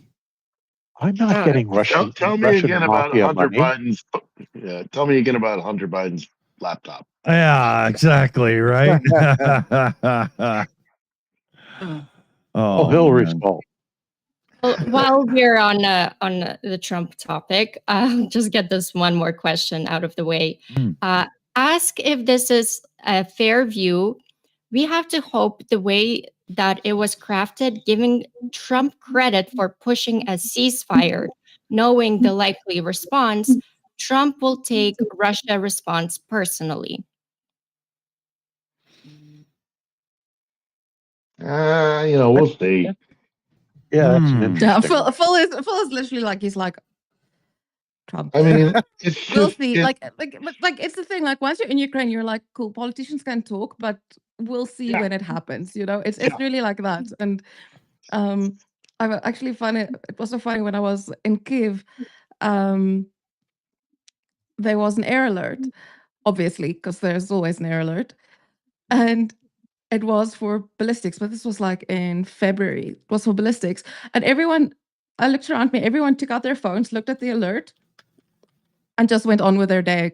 There was like this shrug. Everyone just gave the shrug, like, well, if it happens, it happens, and just go about your day. And it's really that thing where, like, if you're in Ukraine, you're focused on going about your life, and everyone around you is going through and experiencing the same stuff you're experiencing. Like, you're all cranky because you didn't sleep well last night because there was an air alert, you know? And when you're back outside of Ukraine, you start worrying about all these things again. And then it's like, no, I was telling Halina the other day, I'm like, it's so easy in Ukraine because I have a very clear thing that I do there. But the moment you step out of it, you're hearing all this like geopolitical noise, white noise, basically. But yeah. And the other reason why I can kind of say I don't know, we'll see, is because I still think, and I tread softly here and delicately because they've done a really good job of minimalizing and ridiculing people who still think that there is something really very wrong between the Trump administration and the Kremlin. And so I don't know how Trump is going to respond to anything that Putin does because we still don't know how messed up things are when it's between those two. Yeah, how deep, and not just those two, yeah, how deep FSB claws are into Yeah. Trump's Yeah. economic empire. and his entire cabinet. Yeah. So I don't take anything for granted, and even with all of his foibles and his weaknesses, the man is clearly compromised in some way, shape, or form by Putin. Even if it's just he's a fellow traveler and he sees the world the same way, I think it's far worse than that. But even that, to have that in the Oval, is really bad. So I think any help that we can expect from Trump when it comes to Ukraine will be in spite of the Trump administration, not because of the Trump administration. Good point. They might get painted into a corner where they have to do something to help Ukraine, but it'll be like pulling teeth. Yeah. And they won't do it unless they have to. Yeah, I figure Trump has a bottle of lube that's shaped like a Mickey in his back pocket so you can't see it, and that way Putler never has to chafe his fist when he's got his puppet out, right? God, Dick. Damn, Dick. I really didn't need that image in my brain. Thank No, you. I didn't. Wow. Oh my God, you're hilarious. Sometimes you just got to cut to the chase, couple of Yeah. shout outs here. Yeah. So now I got to do this. I got to do this in character. So we got a direct donation in from Annette on the Shills account here, $10 Ko-fi donation, and it's okay. Phil and Rudy still need to meet their $500 goal today for Car for Ukraine. So let's do this, Slava Ukraine, y'all. That was great. I think I got that somewhat right.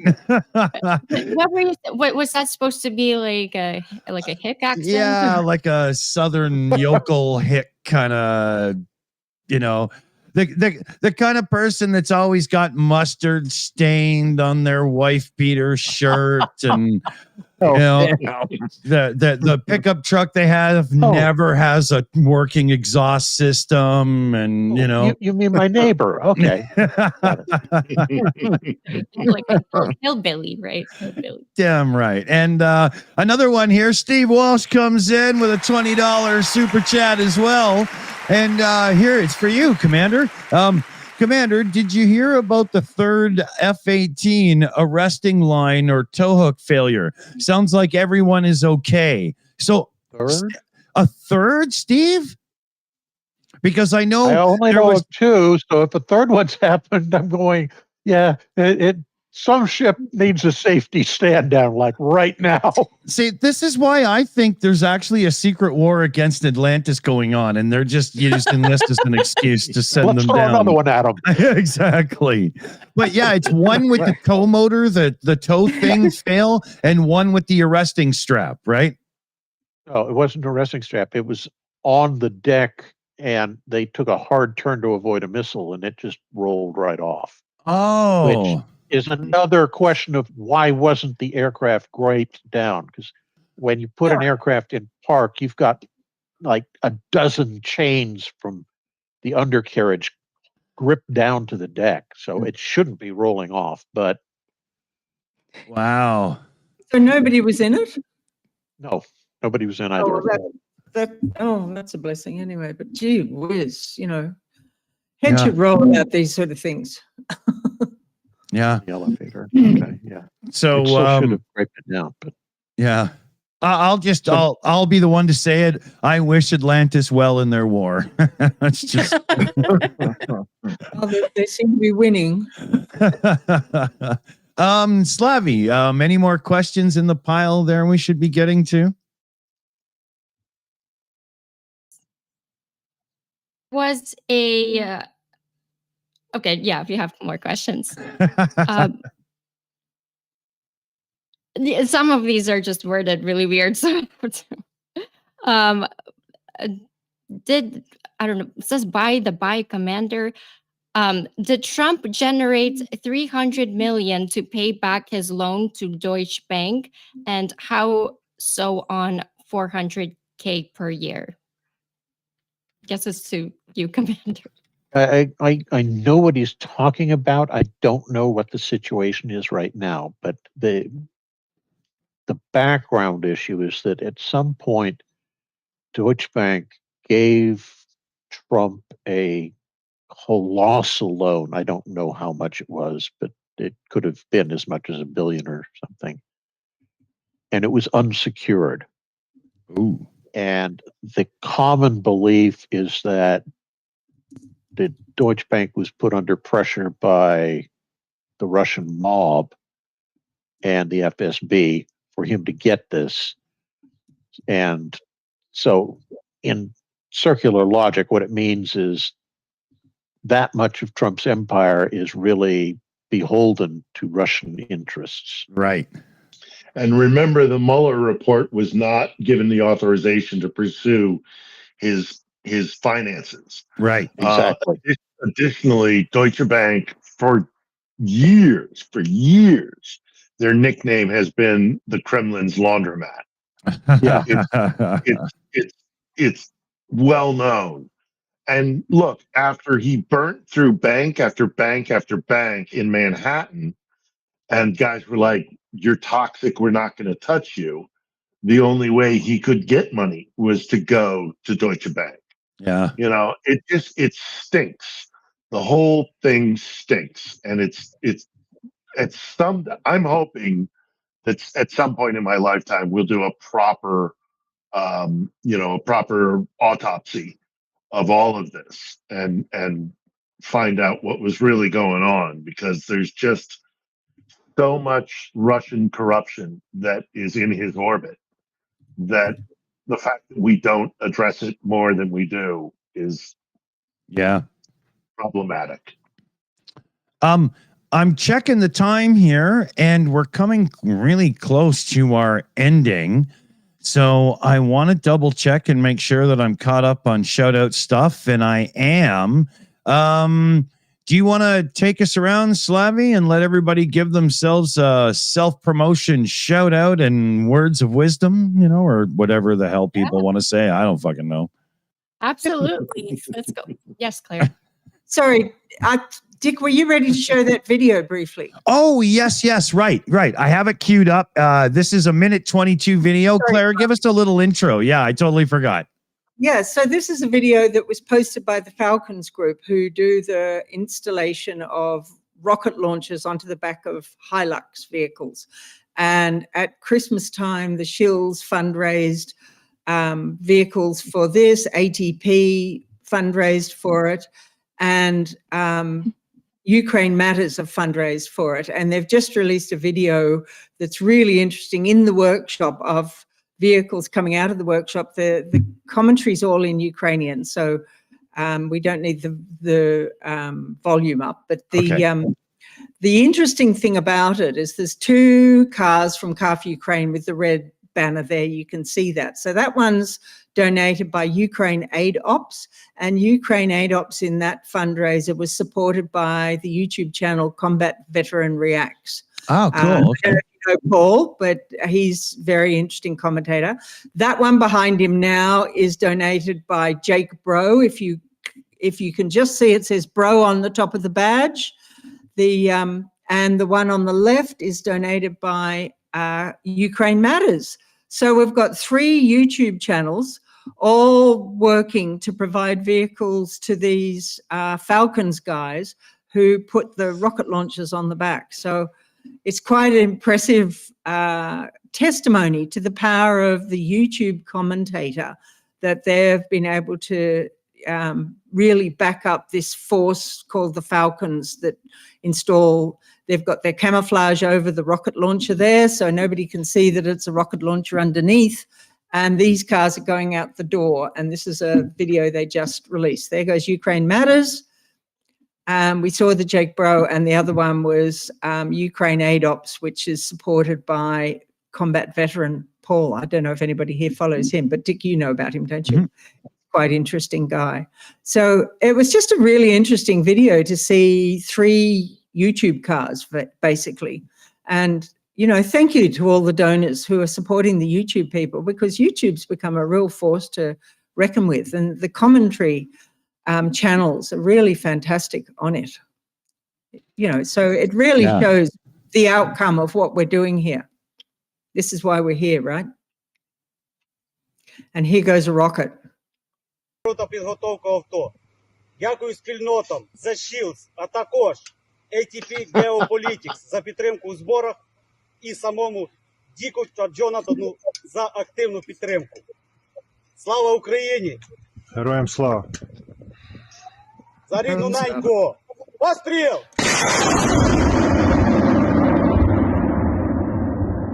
Постріл! Постріл!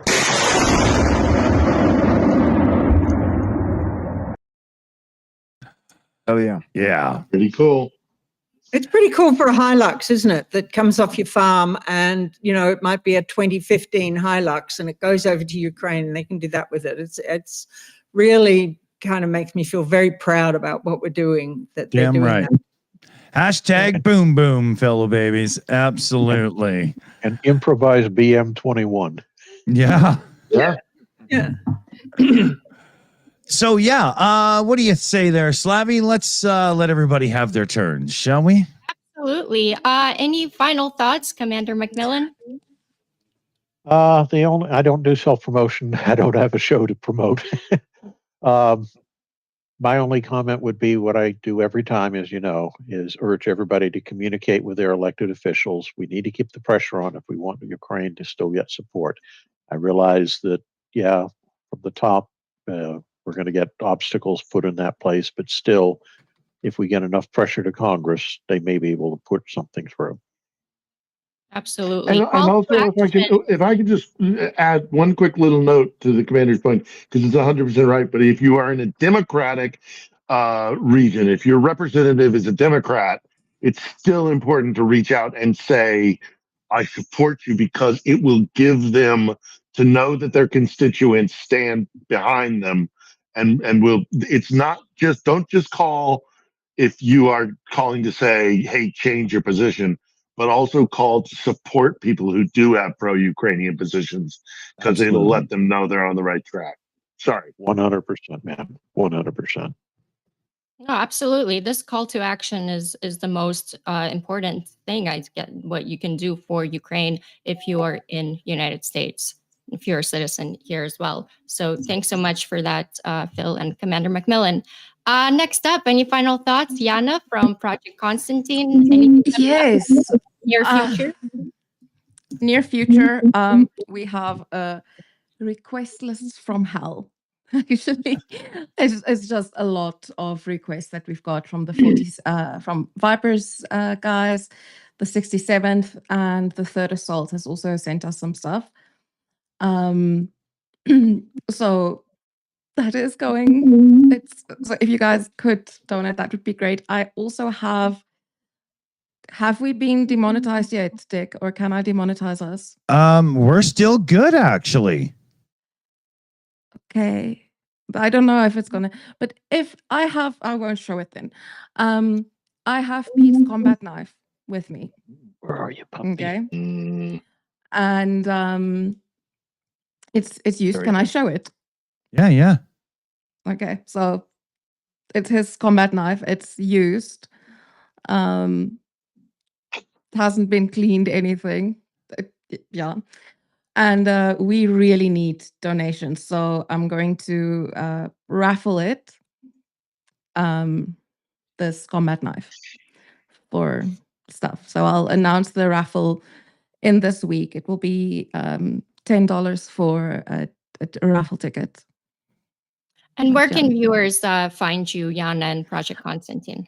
On our YouTube channel, we're on Twitter, because I refuse to call it X, Instagram, Facebook, and I really need to post on Blue Sky, but I just don't get to it.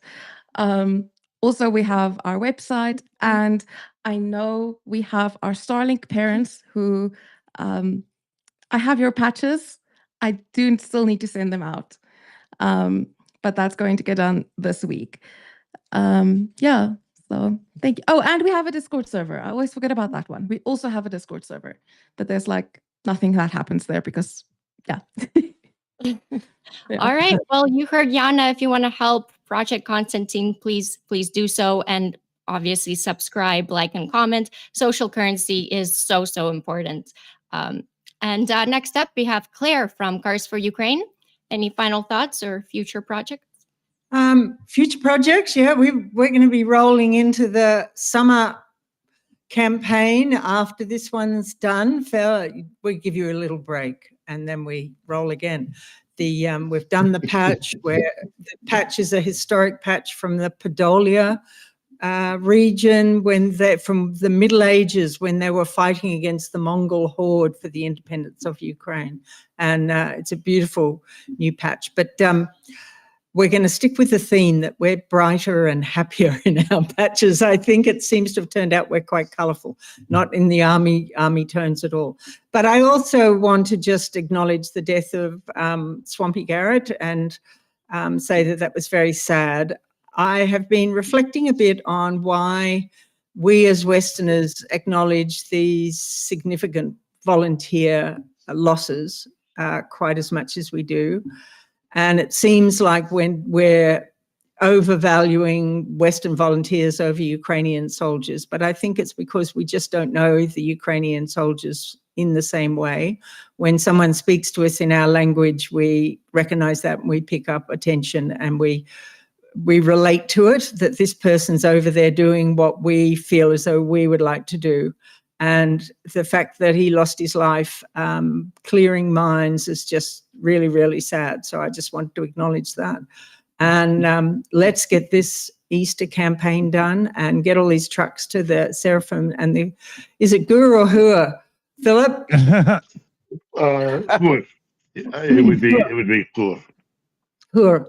And we're very close to closing this campaign because, as I said, between Suchomimus and Rick, they will definitely get another 10,000, and it's only up to all the smaller channels to get 10,000, and that only means that everybody has to put in $1,000 or $500 per channel. So we'll get there. Well, we got some updates there too, so we're almost, yeah. Oh, we're going Claire, good. Been a good day. Thank you, everybody. And Can thank you say out loud where people can find you? Car for Ukraine. .com. It's car for Ukraine.com. Any search of Google will put in Car for Ukraine and will come up. And the numeral 4. Well, yeah, it is that. But even if you write out FOR, it'll come up as Car for Ukraine. Yeah, it comes up with all the searches. Great. So it's really right there at the top for Google with that. And the links have been on the chat all the way through to all the donor boxes, and you can reverse search from your link to the main website if you want to. But thank you, Shills, for having us. and Awesome. supporting us.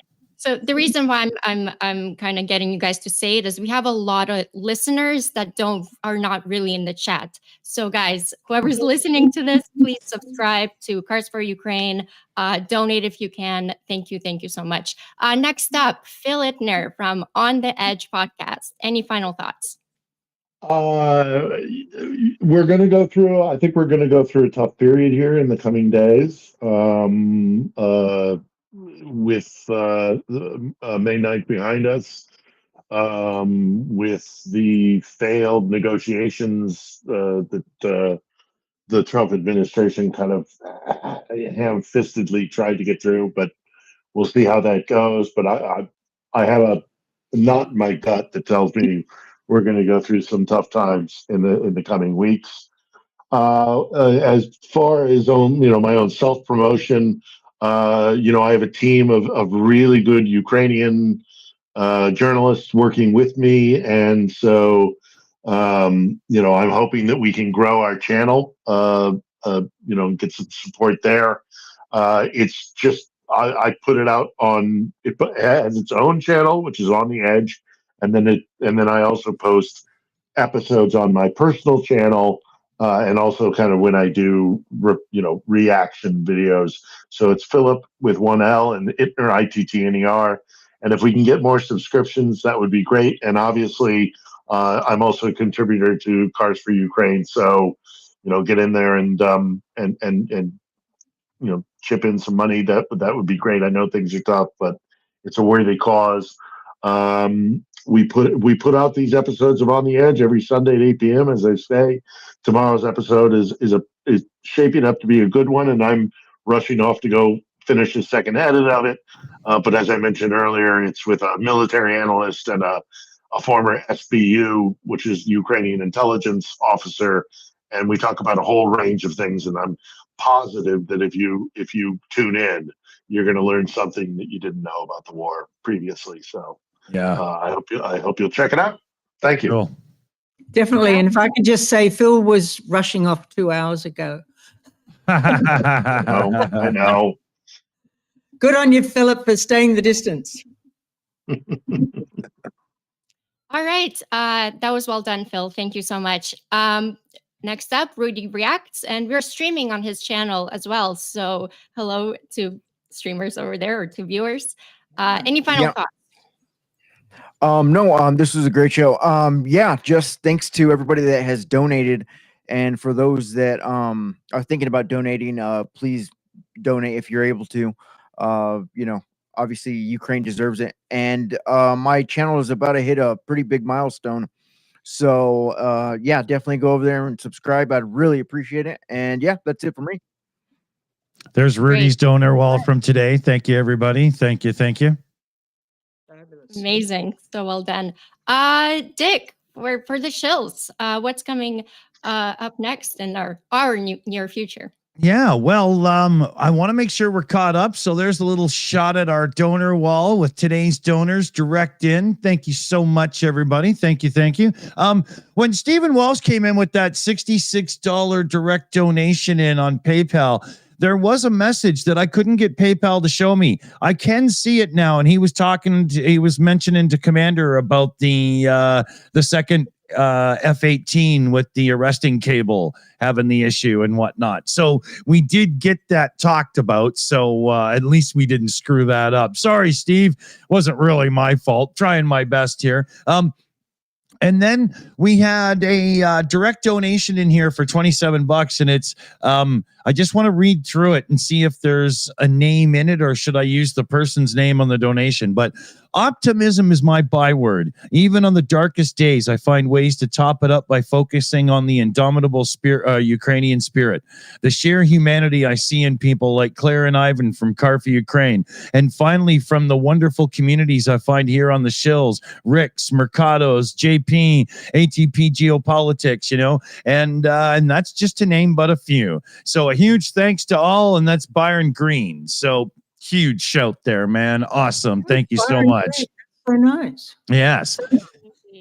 And then Jonesy came in with a $10 direct on PayPal as well. So round of applause to you both, and a little horn shot to make sure. And let me just check over here. We're good there. Over here. Steven had put it in with the super chat. Right. I knew it. So I knew we brought it up. So yeah. He noticed I didn't get it on the first try. Okay. Thanks, Steven. Thank you. He had to fix it for me, but it was actually PayPal. Sometimes the notifications are just missing. So huge thanks to the team. We've got Annette, Shayna Caldwell, Chris Lundy, Mexi Girl, the Carpathian, Liam Wakefield, Super Chat, Matt, and they really bust their ass in the background so that we've got all this coordinated and done well. So big hearts for the mod team in the live chat, please. We've got a pub chat going live tomorrow where we'll just be hanging out and kicking it and having some fun, talking about everything under the sun, literally. And we got to give a shout out once again to Kaltenberg for that huge $500 drop, because that just puts everything over the edge and locked in and done in one shot. Wow. Thank you so much for donating. You guys are truly incredible. The viewers and support for Ukraine is so important right now. But sorry, Dick, I cut you off. Oh, I was just going to say, why don't you take us out and send us home with some lovely thoughts of your own? Absolutely. Well, before we go, a huge thank you to incredible moderators across all the channels that we're streaming on. I know on channel Yurchenko, we got bot and troll attacked. So you guys did absolutely incredible. Kind of the unsung heroes, keeping the space clear, safe, and smart. And to the crew behind the scenes, you guys are absolute rock stars. And to our amazing viewers, thank you for being here, for choosing truth over apathy, and for showing up week after week. Your voice matters. Your support matters. And if you believe in democracy, in justice, in the idea that borders shouldn't be erased by invasions, then this isn't just Ukraine's fight. It's ours too. So support the channels that keep this signal strong. Subscribe, like, share, comment. And if you can, donate. Because every dollar, every show, every post, every voice is a blow against tyranny and a vote for freedom. So when you invest in Ukraine's victory, you invest in America's values as well. You invest in a world where freedom wins. So on that note, God bless America and Slava Ukraini. Heroям Slava. слава. Heroam Slava. Thanks, everybody. Awesome. That was a good one today.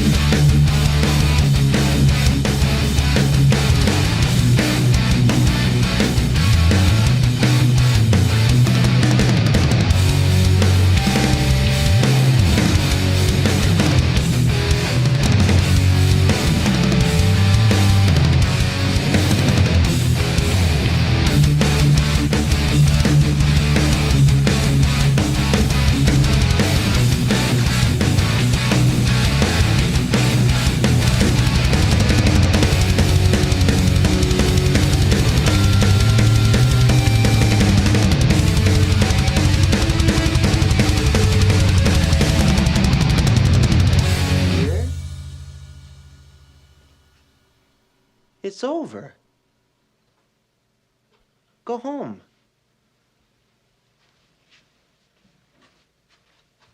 Go.